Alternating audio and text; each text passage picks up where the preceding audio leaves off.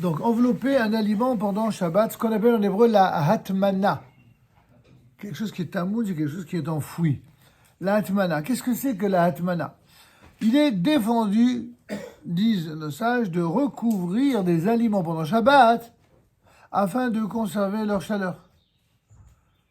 Vous savez, par exemple, certains ont l'usage, c'était un usage très répandu, notamment chez les Algériens et les Marocains, de mettre au-dessus de la tfina, les Tunisiens c'est la pkaïla, mais à ma connaissance ils font pas ça pour la pkaïla, en tout cas pour la tfina des Algériens et des Marocains, ils ont une habitude de mettre au-dessus de la marmite une sorte de couverture ou de, n'est-ce pas, de tissu de Shabbat. Pourquoi? Pour donner une chaleur bien au chaud, encore plus chaud. Le problème, c'est que ça, si vous le faites depuis avant Shabbat, il n'y a aucun souci. C'est juste que vous avez augmenté la chaleur et que vous avez veillé à ce que celle-ci reste bien au chaud, quoi, que le contenu du plat. Mais si vous enlevez la couverture en question, vendredi soir, et que vous la remettez samedi, il y a un problème. C'est que vous avez augmenté la chaleur pendant Shabbat, et ça c'est interdit. Ça s'apparente à ce qu'on appelle la hatmana, l'enfouissement. Vous avez compris? Alors ça c'est pour la version moderne, ce que je vous dis. Revoyons maintenant dans le livre de quoi et comment il nous en parle. Il est défendu de recouvrir des aliments pendant Shabbat, afin de conserver leur chaleur, car nos sages ont interdit d'enfouir les hatmines, donc faire une hatmana, des aliments au cours du Shabbat. Insistez bien là-dessus, au cours du Shabbat. Si c'est avant, il n'y a pas de problème. Pendant Shabbat, c'est évidemment interdit. Néanmoins,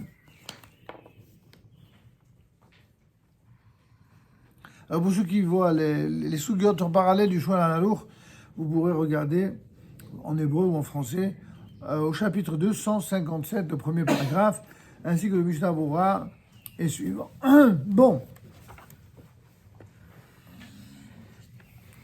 Donc néanmoins, avant le Shabbat, comme je vous l'ai dit tout à l'heure, il est permis d'envelopper des aliments chauds dans des couvertures ou autres, car celles-ci ne permettent pas d'augmenter la chaleur de l'élément enfoui, mais simplement de la conserver. Ça semble très simple et très clair.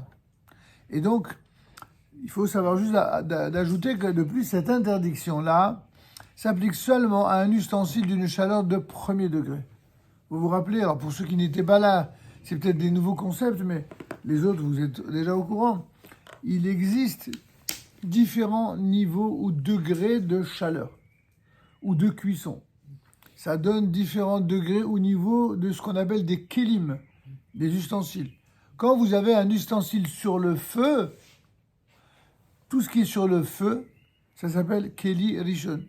Ustensile numéro 1, on va l'appeler comme ça. C'est le cas, bien sûr, des marmites sur la gazinière. C'est également le cas d'une casserole sur une plata qui est en pleine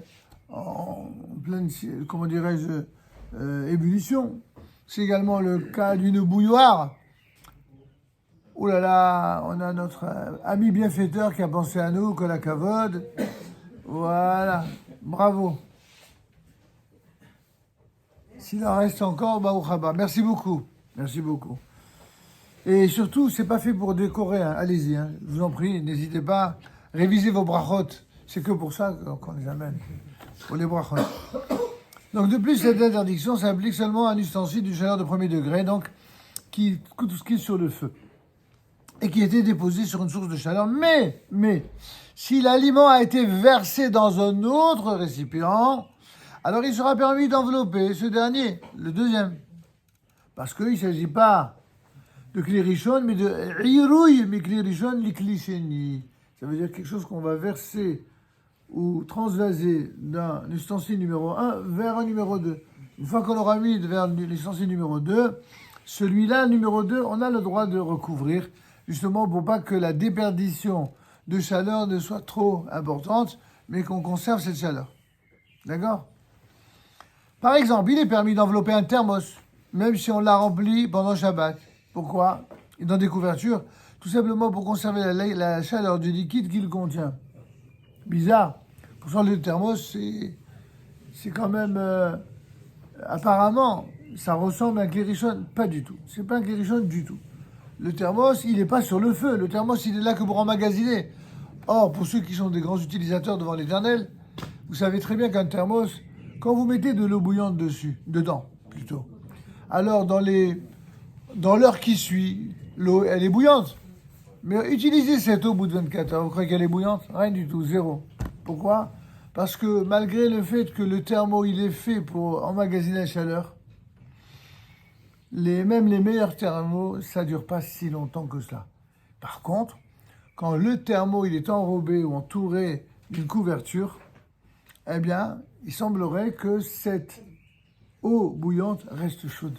Elle ne va pas augmenter de degrés, mais entre guillemets, l'agression du froid extérieur qui pourrait agir sur les parois du thermo, lequel va refroidir l'eau à l'intérieur, eh bien, si vous mettez une couverture autour du thermo, cette agression du froid n'aura pas d'effet. Et donc, vous allez effectivement maintenir la chaleur.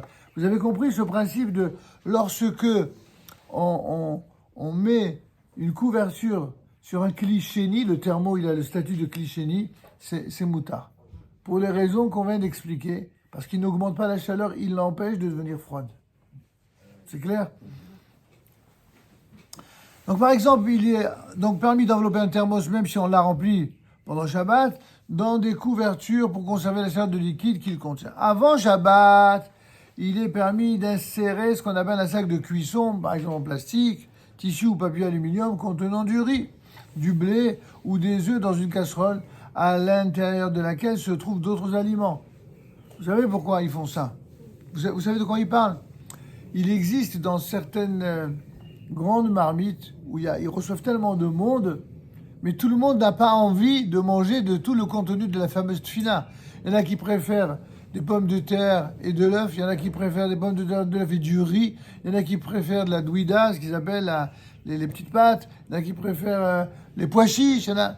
Alors, comme on ne peut pas convenir à tout le monde, alors qu'est-ce qu'ils font? Ils mettent des sortes de sacs cuisson, ils appellent ça, et ils mettent chaque élément distinct à l'intérieur pour ne pas avoir, pendant Shabbat, à faire de la séparation. Chose qui, comme vous le savez, est interdite, on n'a pas le droit de trier pendant Shabbat. Pour éviter le tri, qu'est-ce qu'ils font? Ils prennent chacun des paquets, ils mettent chaque paquet dans une assiette quand ils le reçoivent, et chacun se sert. Et là, vous avez fait tout dans les règles de l'art. Vous avez compris? Donc, avant Shabbat, il est permis d'insérer un sac de cuisson en plastique ou en tissu ou en papier aluminium contenant du riz, du blé ou des œufs, dans une casserole à l'intérieur de laquelle se trouvent d'autres aliments. Cet acte ne constitue pas une infraction de l'interdiction d'enfouir pendant Shabbat, d'autant que cela est fait avant Shabbat. Y a-t-il une question là-dessus? Très bien. Alors, on enfouit le sujet et on passe à autre chose.